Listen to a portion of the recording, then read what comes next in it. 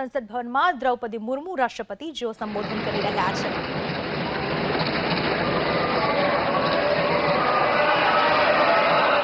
छह दशक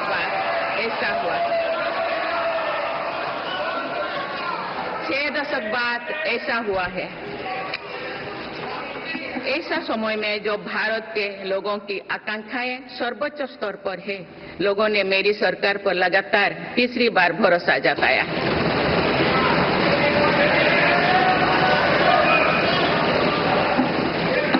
भारत के लोगों को ये पूर्ण विश्वास है कि उनकी आकांक्षाएं सिर्फ मेरी सरकार ही पूरा कर सकती है।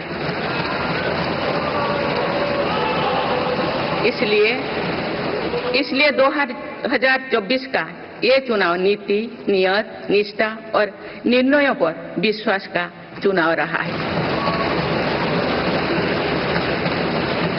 मजबूत और निर्णायक सरकार में विश्वास, सुशासन, स्थिरता और निरंतरता में विश्वास, ईमानदारी और कड़ी मेहनत में विश्वास, सुरक्षा और समृद्धि में विश्वास,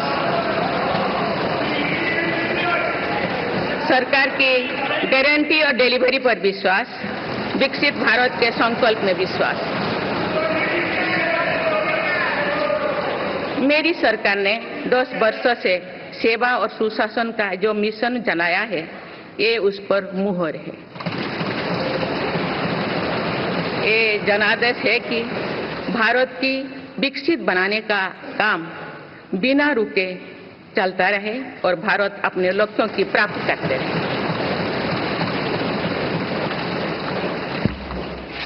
माननीय सदस्यगण, 18वीं लोकसभा कई मायनों में एक ऐतिहासिक लोकसभा है।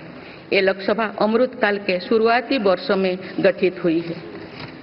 ये लोकसभा देश के संविधान को अपनाने के 75वीं वर्षों की भी साक्षी बनेगी। मुझे विश्वास है कि इस लोकसभा में जन कल्याण के फसलों का नवीन अध्याय लिखा जाएगा। आगामी सत्र में मेरी सरकार अपने इस कार्यकाल का पहला बजट पेश करने जा रही है।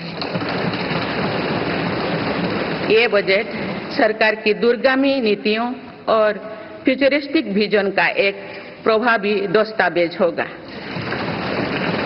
इस बजट में बड़े आर्थिक और सामाजिक निर्णयों के साथ ही अनेक ऐतिहासिक कदम भी देखने को मिलेंगे।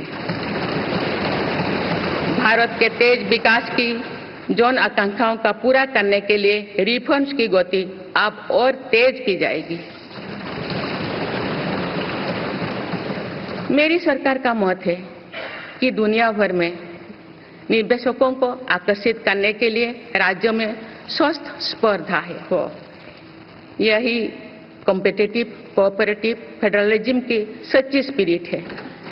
राज्यों के विकास से देश का विकास, इसी भावना के साथ हम आगे बढ़ते रहेंगे। माननीय सदस्यगण, रिफॉर्म, परफॉर्म और ट्रांसफॉर्म के संकल्प ने आज भारत को दुनिया की सबसे तेजी से बढ़ने वाली अर्थव्यवस्था बना दिया है।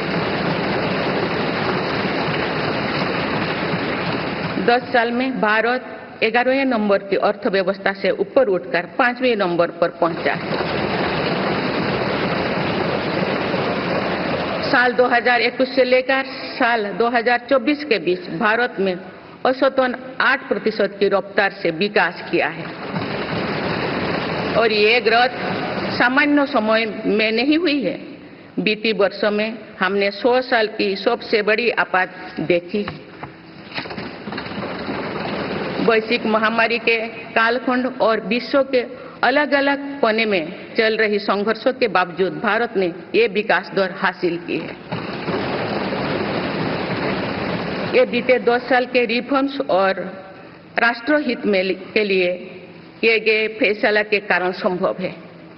आज भारत अकेले ही दुनिया की ग्रोथ में 15% का योगदान दे रही है। अब मेरी सरकार भारत को विश्व की 3रे नंबर की इकोनॉमी बनाने में जुटी हुई है। इस लक्ष्य की प्राप्ति विकसित भारत की नींव को भी मजबूत करने में के काम करेगी। माननीय सदस्यगण, मेरी सरकार अर्थव्यवस्था के तीनों स्तंभों मैन्युफैक्चरिंग, सर्विसेज और एग्रीकल्चर को बराबर महत्व दे रही है। पीएलआई स्कीम्स और ईज ऑफ डूइंग बिजनेस से बड़े पैमाने पर निवेश और रोजगार के अवसर बढ़ रही है। पारंपरिक सेक्टर्स के साथ साथ सनराइज सेक्टर्स को भी मिशन मोड पर बढ़ावा दिया जा रहा है, चाहे सेमीकंडक्टर हो या सोलर हो, चाहे इलेक्ट्रिक व्हीकल हो या इलेक्ट्रॉनिक्स गुड्स हो, चाहे ग्रीन हाइड्रोजन हो या बैटरीज हो, चाहे एयरक्राफ्ट कैरियर्स हो या फाइटर जेट्स हो, भारत इन सब सेक्टर्स में अपना विस्तार कर रहा है। लॉजिस्टिक्स कॉस्ट को कम करने के लिए भी मेरी सरकार लगातार प्रयास कर रही है। सरकार सर्विस सेक्टर को भी मजबूत करने में जुटे हैं। आज आईटी से लेकर टूरिज्म तक, हेल्थ से लेकर वेलनेस तक हर सेक्टर में भारत लीडर बन रहा है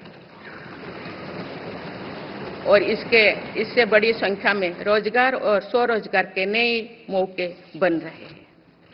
माननीय सदस्यगण, पिछले 10 वर्षों में मेरी सरकार द्वारा ग्रामीण अर्थव्यवस्था के हर पहलू पर बहुत जोर दिया गया है। गांव में कृषि आधारित उद्योगों, डेयरी और फिशरीज आधारित उद्योगों का विस्तार किया जा रहा है। इसमें भी सहकारिता को प्राथमिकता दी गई है। सरकार किसानों उत्पाद संघ, एफपीओ और फैक्स जैसे सरकारी संगठनों का एक बड़ा नेटवर्क बना रही है। छोटे किसानों की बड़ी समस्या भंडारों से जुड़े होती है, इसलिए मेरी सरकार ने सहकारिता क्षेत्र में दुनिया की सबसे बड़ी भंडारण योजना पर काम कर शुरू कर चुकी है। किसान अपने छोटे खर्चे पूरे करने के लिए इसके लिए पीएम किसान सम्मान निधि के तहत उन्हें 3,20,000 करोड़ रुपये से ज्यादा राशि दी जाती है। मेरी सरकार के नए कार्यकाल के शुरुआत दिनों से ही किसानों को 20,000 करोड़ रुपया से अधिक की राशि ट्रांसफर की जा चुकी है। सरकार ने खरीफ फसलों के लिए एमएसपी में भी रिकॉर्ड वृद्धि की है। माननीय सदस्यगण, आज का भारत अपनी वर्तमान जरूरतों को ध्यान में रखते हुए अपनी कृषि व्यवस्था में बदलाव कर रहा है। हम ज्यादा से ज्यादा आत्मनिर्भर हो और ज्यादा से ज्यादा निर्यात से किसानों की आमदनी बढ़े, इस सोच के साथ नीतियां बनाई गई है, निर्णय लिए गए हैं। जैसे भारत दलहन और तिलहन में दूसरे देशों पर निर्भरता कम करने के लिए देश के किसानों को हर संभव मदद दे रहे हैं।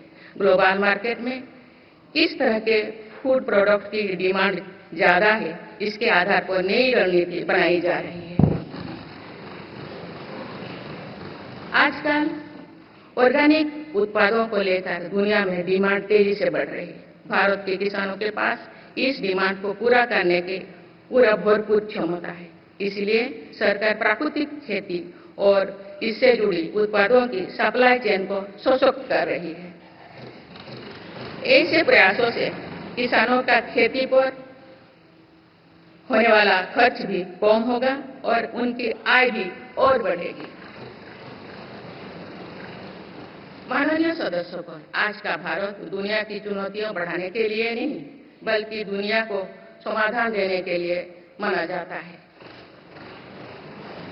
विश्व बंधु के तौर पर भारत ने अनेक वैश्विक समस्याओं के समाधान को लेकर पहल की है।